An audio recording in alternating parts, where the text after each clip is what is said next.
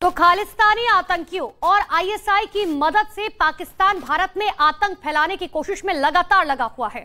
खुफिया एजेंसियों को अब जो जानकारी मिली है उसके मुताबिक आईएसआई लॉरेंस बिश्नोई गैंगस्टर को मोहरा बना करके भारत की आंतरिक सुरक्षा में सेंध लगाने की कोशिश कर रही है।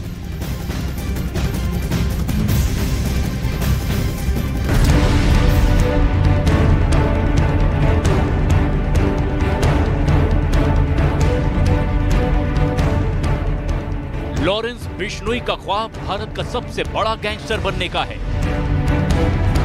जिसके लिए वो अपना और अपने गैंग का जुर्म की दुनिया से रिश्ता और गहरा करता जा रहा है। बादशाह बनने की चाह में लॉरेंस पाकिस्तान की आईएसआई तक से मिल गया है।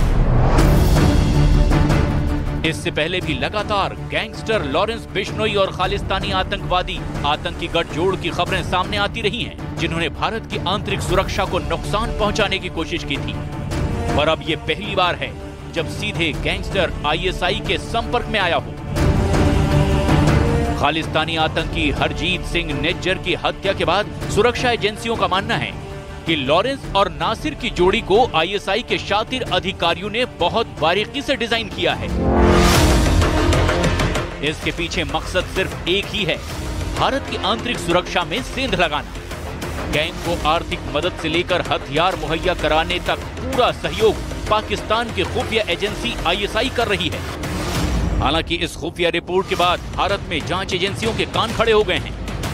दरअसल आईएसआई को पिछले 6 महीने में एक के बाद एक बड़े झटके लगे हैं, जब उसके द्वारा पाले गए खालिस्तानी आतंकियों की या तो मौत हुई है या तो हत्या। अब ये ताजा गठजोड़ आईएसआई की नई रणनीति की एक अहम कड़ी है। अब ऐसे में खुफिया एजेंसियां इस बात की तफ्तीश में जुटी हैं कि पाकिस्तान इंटेलिजेंस ऑपरेटिव के जरिए आईएसआई किन किन गैंगस्टर्स का गठजोड़ बनाने के लिए जुटी है। अब ऐसे में खुफिया एजेंसियां इस बात की तफ्तीश करने में जुटी हैं कि पाकिस्तान इंटेलिजेंस ऑपरेटिव के जरिए आईएसआई किन किन गैंगस्टर्स का गठजोड़ बनाने की फिराक में है। एनआईए ने अपनी चार्जशीट में खुलासा किया था कि लॉरेंस बिश्नोई और उसका गैंग काफी फैला हुआ है। लॉरेंस बिश्नोई और उसका गैंग दाऊद इब्राहिम की तर्ज पर अब काम कर रहा है। जैसे दाऊद इब्राहिम ने छोटे छोटे अपराध करते हुए अपना नेटवर्क खड़ा किया था, धीरे धीरे तरक्की अवैध वसूली शुरू की थी, वैसे ही अब लॉरेंस बिश्नोई भी खालिस्तानी आतंकियों और पाकिस्तान की आईएसआई की शह पर अपना साम्राज्य बनाने की कोशिश में है।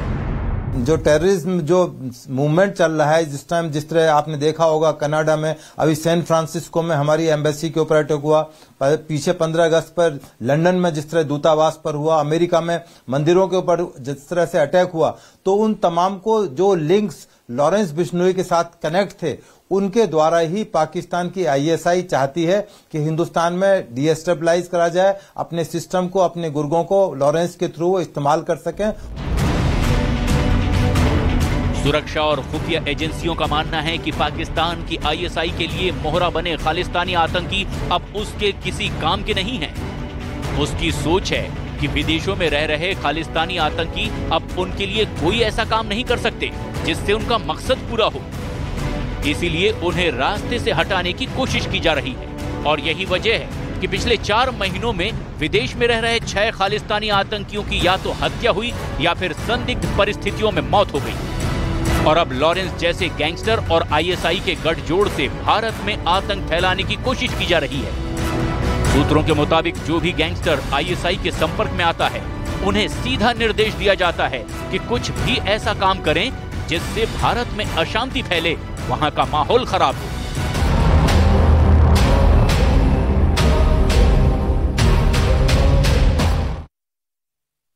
आईएसआई के संपर्क में लॉरेंस बिश्नोई गैंग, और इस गैंग को और ज्यादा बढ़ाने के लिए जो काम किया जा रहा है वो बेहद खौफनाक और एक बड़ा खुलासा हुआ है। गैंगस्टर लॉरेंस बिश्नोई के गैंग में वशीकरण करके भर्ती की जा रही है। जी हां, दिल्ली पुलिस क्राइम ब्रांच ने इस बात का दावा किया है। गैंगस्टर नरेश शेट्टी ने क्राइम ब्रांच के सामने इस बात को कबूल किया कि उसने वशीकरण कर कई नाबालिगों की गैंग में भर्ती की है। दावा किया जा रहा है कि हिप्नोटाइज करके कई नाबालिग बच्चों का ब्रेन वॉश किया जा रहा है और उसके बाद इस गैंग में उनकी भर्ती हो रही है। और ये पूरा कनेक्शन पाकिस्तान की खुफिया एजेंसी आईएसआई से भी इनडायरेक्टली जुड़ता नजर आ रहा है। लेकिन अब वशीकरण यानी हिप्नोटाइज करके गैंग में भर्ती का ये पहला मामला सामने आता नजर दिखाई दे रहा है। तो देखिए, सिर्फ एक राज्य नहीं, कई ऐसे राज्य हैं, दिल्ली से लेकर उत्तर प्रदेश और राजस्थान से लेकर मध्य प्रदेश तक ऐसे कई राज्य जहां पर वशीकरण किया गया।